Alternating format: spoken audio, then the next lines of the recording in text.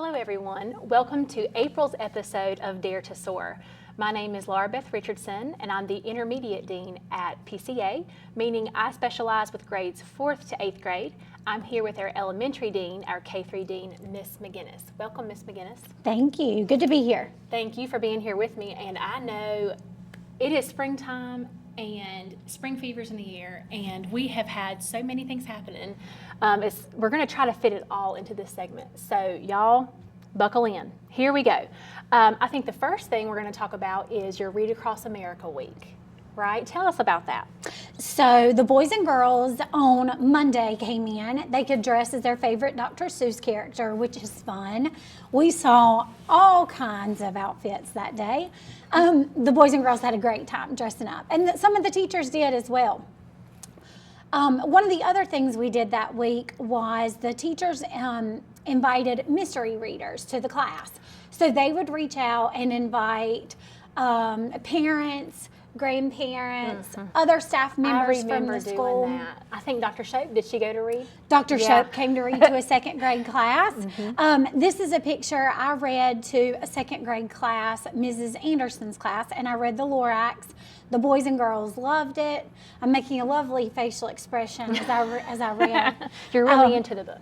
Right? Yeah. Right. It was a great time. We all had fun, and I think the boys and girls really enjoyed getting to hear lots of different books all throughout the week from different readers. And a good surprise too. Absolutely. They don't know who's coming to read, so the mystery is, gives them a little bit of something to look forward to. Yes. So that's exciting. I remember doing that when my oldest was at that campus, and it's a lot of fun. Yes, it is a lot of fun. It's a lot of fun to be the reader and also to welcome in all the mystery readers as well. So speaking of reading, I believe the Charlotte Hornets came to visit the K-3 campus, and they brought their book bus, right? Yes. I think that was also recently. Yes, so they do a reading program.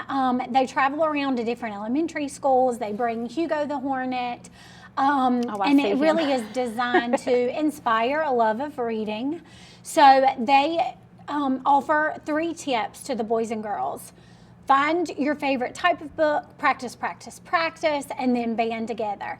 So all of the boys and girls loved listening to inspiring stories about how they became readers when they were in elementary school. Of course, Hugo the Hornet there had a drum to beat. Several of the students got their picture made with them. Here I am with the Hornet there in the gym. But it really is just another good way for us to inspire young learners. So it was a great time. It's a very loud program. They're getting the kids excited to read. And the kids were excited. They were absolutely excited. So they loved it. Well, one thing that I love about having them visit with their book bus, because I think at the end, the kids got to go on the bus and pick a free book to take home, which, and our folks at home, we all say reading's important, but I would go so far as to say that what you're reading and how you're reading is so important, because a lot of times our kids are reading on a device now. We've got tablets, we have Kindles, and of course, as long as they're reading, that's the ticket. However, there's something different about holding a book, a physical book, turning the pages. That is just a different feel than reading on a screen. Absolutely. And I remember a lot of our kids at 412 have recently discovered the library. And so they're coming in and showing me what they're checking out from the library. And so folks at home, if you have the time, and if your grandchild or child, if they don't have a library card, I strongly encourage everybody to take their kids to get a library card and check out books, because books can be expensive. And when you go to the library, you're just checking out and bringing back. So just physically holding the book in your hand and reading is so smart. Also the gift of choice, and then being able to choose a book versus the teacher assigning a book for them to read. The content and what it's about makes all the difference as well. Their interest level. Yeah. And one thing with reading too is if your child at home or your grandchild, if they go and pick out a book at the store or at the library and you're thinking, this seems like a little harder to read for their age, read to them. They are still hearing a fluent reader, and they're still hearing the how your voice changes if there's a question mark or an exclamation point. So even if they're not the ones reading, just being read to is huge. So I love that we're championing reading through a lot of different ways at Pinnacle. Absolutely. But specifically physically holding the book. So guys, if you don't take anything away from today's episode, I hope that you will encourage your kids to read. Just so many good things come from that. Absolutely. Wins all around. Absolutely. So other things at K3. Now, I remember this when many moons ago. We won't talk about how long, but I believe a special crew came to visit your third grade team, Camp Flintlock. Yes. Correct? Yeah. Yes. We do an in-house field trip with the Camp Flintlock team. And the cool thing is they come the day before and camp overnight. So when the boys and girls pull into the school the morning of the field trip, there is a flute player and a drum player. So really just setting the stage for the experience they have that day with colonial America studies and American colony studies. I'm so sorry, as a fife. Someone from Folks, Camp Flintlock plays a fife, and then someone else plays the drum. I'm sorry that I called it a flute. But all of the boys and girls love to interact with the workers. They got to write with a quill. You'll see that in this picture. So this is where they dipped a feather into ink and drew different pictures. And I really feel like this was one of the favorite stations. There were several tents set up, and the boys and girls got to rotate through on the school grounds, rotate through all the different tents. They were given the opportunity to play games at one. One was a shop where they could buy souvenirs. You can see here where they were dressed in the colonial American clothes, but the little girl bought the umbrella. They had several different foxtails and little purses, things that were very interesting to the boys and girls to purchase. Well, and I mean, we always try to plan exciting field trips for our kids, and a lot of times when we go to field trips, we try to take a tour of some college campus on the way there or the way back. But this is special because it ties into the curriculum so nicely, and they come to us, and it's something that I think is booked every year. And the kids love it. They're outside. I mean, rain or shine, Camp Flintlock is on. So very much like colonial times, I suppose, depending on the weather as well. But it's fun to see the kids get involved with these hands-on items that kind of bring everything to life. I mean, they enjoy learning about things, and it's so different from our time. But seeing them, I would imagine many of them might not want to use a quill every day in class. It was fun for a moment, maybe. Right. but maybe we'll leave that at Camp Flintlock tent for now. But I remember too, I think the rotation with the games. They are playing a form of cricket. I don't think they call it cricket, but I remember that. And so the kids were like, oh, it's like baseball, but this is different. And they're comparing and contrasting. And but it's always a fun time. I think this year, once a few of the teachers got involved, tug of war was absolutely the favorite. I can imagine so. The kids against the teachers, and I think some of the parents joined in too. Yes. So. Yes, I think they had a great time. They made jewelry.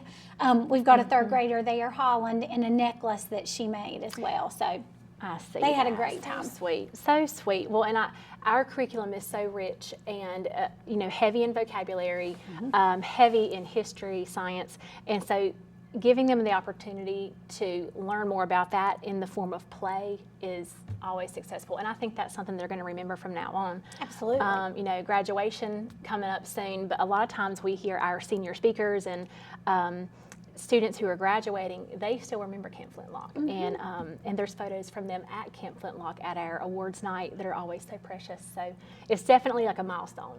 Yes. Of third grade before they move up to the 412 campus. Yes. Fun times. Memorable experience for sure. Moving on, so K3 has had a lot going on, 412 as well. It's just that time of year, folks. We were very pleased to host Representative Scott and his wife, Miss Scott, at the 412 campus. Specifically, they spoke to our fourth graders. So here you'll see a photo of Representative Scott talking to our fourth grade group. And their curriculum this year lends itself to different branches of government and what is a bill and what does it take to get a bill passed and what does it mean to amend a bill. So what he did, and it was so funny, he got the kids involved and said, okay, who has an idea for a bill? Somebody give me an idea. And we will vote on it and as if we are really doing this thing. And so they came up with kids should not have a bedtime. That was the bill that they wanted to pass. And it was so funny because so they got to vote. And then once they voted, then a couple kids said, well, I would like to make a change. I'd like to amend the bill. So then it got changed to something like kids should not have bedtime unless their grades start to decline. And I thought, that's pretty smart, pretty smart. Yeah, so then they voted on that. So it was super interactive. And I was so proud of our fourth grade teachers and our fourth grade students because they've been learning about all of this in class. And so when Representative Scott was asking them questions, hands were going up left and right. And they knew all the answers to every question he asked. And so it was just a proud moment to see our kids know what things are, how does it work, and why is it important. And it was just fabulous having Representative Scott and his wife there. They were so kind, and we always welcome guests to come in, but it was just extra special because our fourth graders go to Raleigh every year. So in preparation for this field trip that they're going to go on to Raleigh, this was just a great way to build that up and lead into that. So when they're in Raleigh, they're going to tour the state capitol. They are also going to see some legislative buildings. They're going to see the old and current state and house chambers, and then they're going to go to the Museum of Natural Sciences. It is a packed day. Right. A packed day, but it's one of those things that our fourth graders know. When I get to fourth grade, I visit Raleigh. So again, just bringing our curriculum to life, allowing the kids to see why is this relevant? Why do we have to learn what we're learning? That's a huge thing for kids to ask. We hear that all the time. So this was a great real life example of why should we know these things? And I know we're getting close on time, but I do want to talk briefly about our fifth grade wax museum.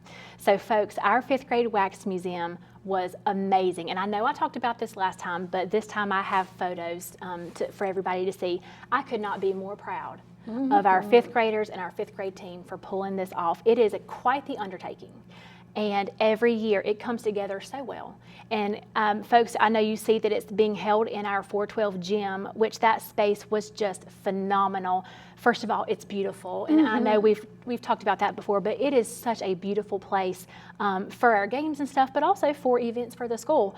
And it definitely gave the Living Wax Museum like an exhibit feel, like it was a real exhibit. And so you would go up to a fifth grader and you would press a button and they would come to life. And so the young man who's Abraham Lincoln, he would say, hi, I'm Abraham Lincoln. I was born at this time and I am most known for. So they're talking as if they are that person. That sure is a handsome Abraham Lincoln. Oh gosh, I think so too, but I think I'm a little biased. Thank you so much for tuning into this segment of Dare to Soar. Stay tuned for more after this.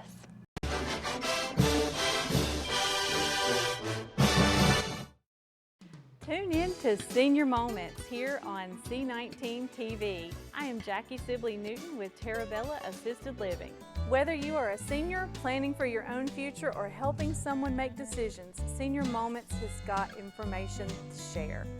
We talk about the wealth of services, activities, and healthy living options available to you here in our area. That's Senior Moments on C19 and also on C19.tv.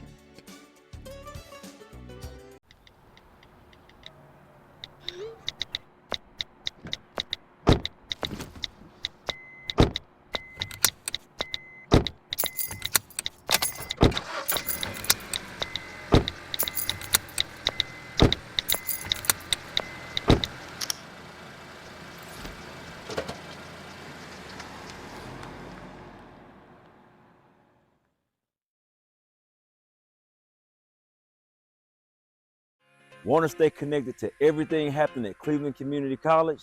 C19's monthly show, In the Loop, brings you the stories, updates, and the highlights that matter most right from campus. From program spotlights and upcoming events to alumni interviews and college updates, In the Loop keeps you informed and engaged. Catch home game schedules for all CCC athletics, plus fun and meaningful conversations with the Yeti along the way. Whether you're a student, employee, alumni, or supporter of CCC, this is your inside look at life on campus. Tune in monthly on C19 and stay in the loop with Cleveland Community College.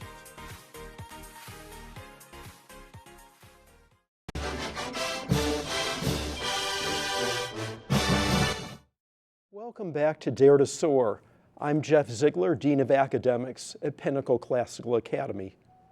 Pinnacle Classical Academy is a college preparatory school, and each year we like to bring a dozen or so college admissions counselors to Pinnacle to meet with our juniors and seniors.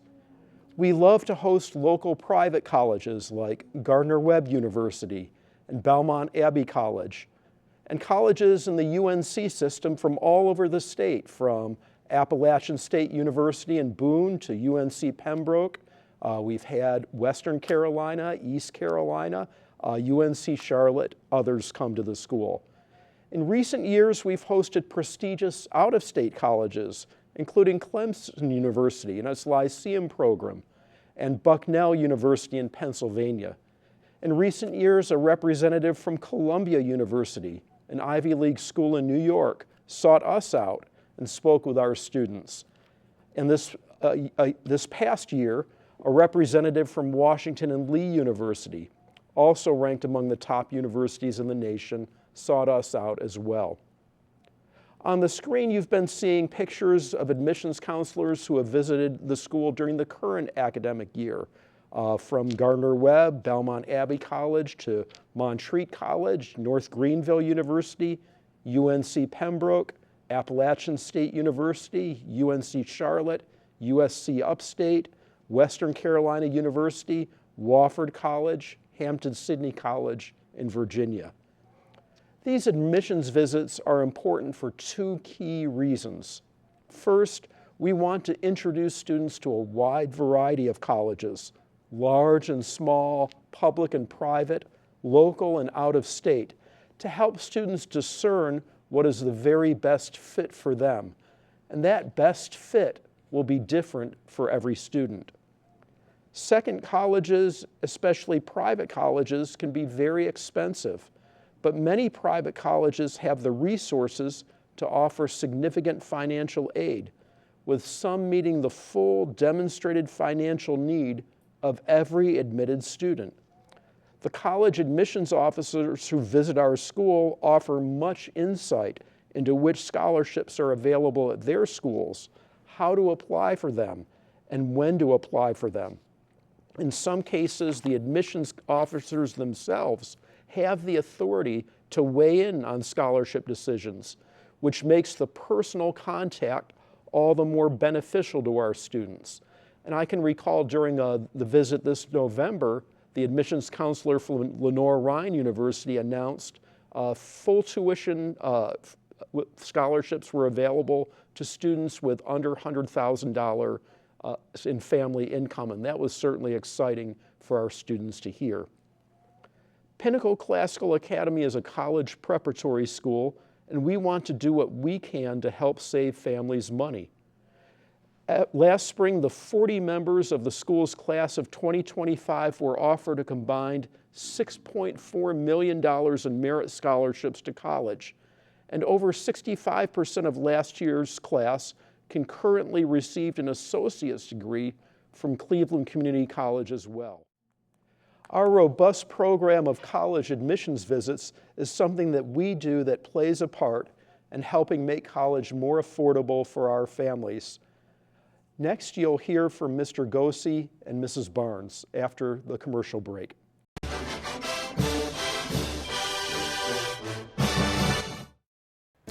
Education is our most powerful tool to improve and change our world. Hi, I'm Rhonda Benfield, your host for School Matters. Join me for a new program every other week with information from and about the students and staff of Cleveland County Schools. Discover what our schools are doing to challenge students and help them reach their full potential. You can catch us on Spectrum Cable Channel 19 or stream us live on c19.tv.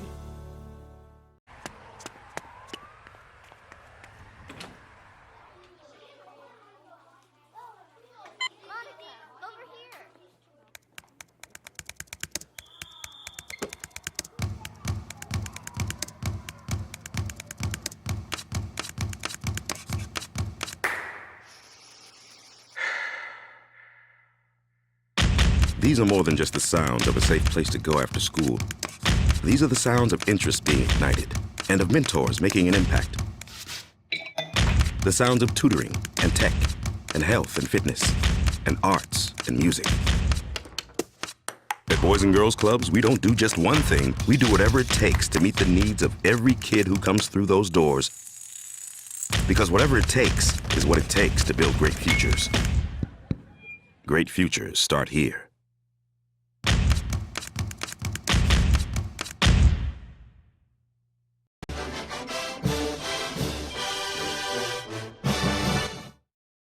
Everyone, welcome back to our athletic segment of Dare to Soar for this month of April. My name is Katie Barnes. I'm the Student Success Coordinator at the 412 campus, and I'm joined today with Miss Richardson. Hello. Our Dean of Intermediate Grades. You guys saw her earlier on our segment for this month, but Mr. Gosey couldn't be here for this episode, and Miss Richardson graciously decided to step in. So Absolutely. welcome. I'm happy to do it.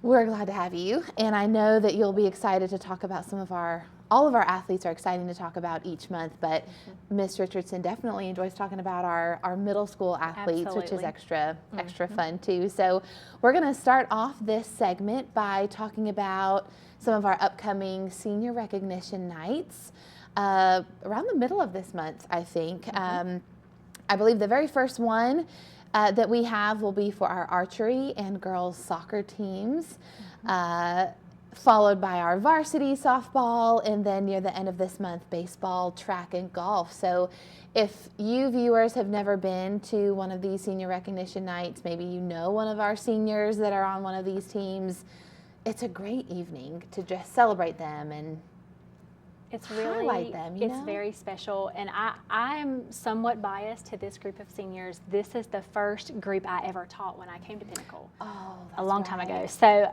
seeing them so grown up and knowing that they're going to graduate and go out into the community, it's bittersweet. It is. But they certainly deserve some spotlight. Absolutely. For sure.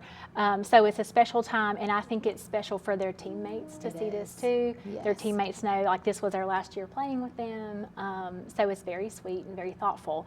And a special shout out to Landmark Baptist because we are holding softball, varsity softball, senior night recognition there. Yes. And they let us use their softball field, and they have always been so generous. So special thank you to them as well. It's right in our backyard, it feels like, too. So it's great for our athletes, you know, when the school day ends, they don't have as far to go to report to the field for practice and games and all of that. So it's a good time. And special thank you to Mr. Gosey as well, because, I mean, all of these sports that have come up, and I mean, the amount of sports teams we have is unreal. So a huge thank you to Mr. Gosey and all of that time and effort that he's put into building this. That's right. And so because of how much we've grown and, you know, over the years, it's just really transitioned into something a lot bigger. So we have multiple nights, multiple senior recognition It's hard nights. fitting them all on the calendar, I know. I've passed him before, and he says, trying to get everything plugged in on the calendar, not right side by side, but, you know, just spaced out just enough to fit it all in is a puzzle that he thrives with. So absolutely. He's so wonderful. I think we are also working on our raffle Yes. Our 50-50 raffle. Yes, and our raffle, I believe at this point, our grand total is just up over $4,000, I think. It keeps growing, which is exciting. Yeah, it may be even more now. I think that was the last time we checked, but it's definitely creeping up there. And the neat thing is that, especially, you know, my office is located primarily on the intermediate wing, but I see a lot of high school athletes that are stopping by Mr. Gosey's office, tons of our middle school athletes that they're coming down on the hall, morning, lunch, dismissal, and they'll say, Miss Barnes, is Mr. Gosey in his office? I need to turn my tickets in and get some more. And if he's not there, you know, they find a way to turn them in, but they're turning those over pretty quick. They're selling their tickets that they originally assigned and then getting more from him to keep selling. And so, and I think there is still time. So, folks, if you have not gotten your raffle ticket yet, there is still time. I still have to buy a few. So I've still got time too, but I believe the drawing is on tax day. It is. Correct? I believe the 15th of this month, I think. So that is coming up here shortly, but it's going to be a great time. I'm excited to see the grand total that's raised and who that lucky winner's going to be. So one ticket's $10, 3 tickets for $20. So find a middle schooler or a high schooler who has these with them and get them while you can, because it is almost time. Almost time to draw. Almost there. Last but certainly not least, you know, coming up in a few weeks, we've got a special event that's going to be on our home baseball field called One Night, One Field, One Spectacular Show. And it's a great opportunity for our community members, families, friends, neighbors, to come out and support our players and just gather around the ball field for a fun night. You know, there's great ball food that they're going to be serving, and just it's a great time to celebrate our senior athletes as well, but also have a great night under the lights and cheer on some baseball players. So once the seniors are recognized, then they're going to play their game, and then once the game is done, there's going to be a fireworks show, which is always a huge hit. It is. And particularly if you live near PCA and are in some of those houses near our ball field, I have seen in the past we've had folks come out with their chairs and enjoy the show. It's like very much the American pastime. It is. You know, it is like the all-American pastime. So it's just it's great for the community. It's great for the kids. It is.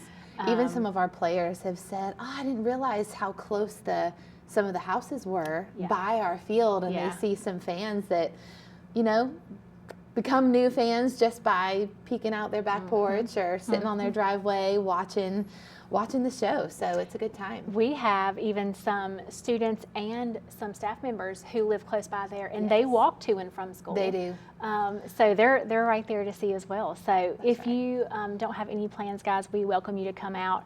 It's a great time. We're highlighting our kids, and it's just great. If you know these guys and you see them in their, you know, PCA uniform and just know them as a student, it is so fun to see them in their athletic uniform, playing a sport that they're passionate about. It's just different, and it's special because you see them in a whole other light. And, you know, some kids, it's just like, oh my gosh, I didn't realize they were that competitive. That's right. I didn't realize they also play, you know, on other teams. And so this is like a year-round thing for them. So it's fun to see that side of our students in addition to what we see every day in our classrooms. It is neat. They wear their uniform with pride. It's really sweet. Well, that is all we have today, Ms. Richardson. Time flew by, goodness, but we enjoyed talking about all the great things coming up with our athletic programs, and we hope to see you on next month's episode. Bye.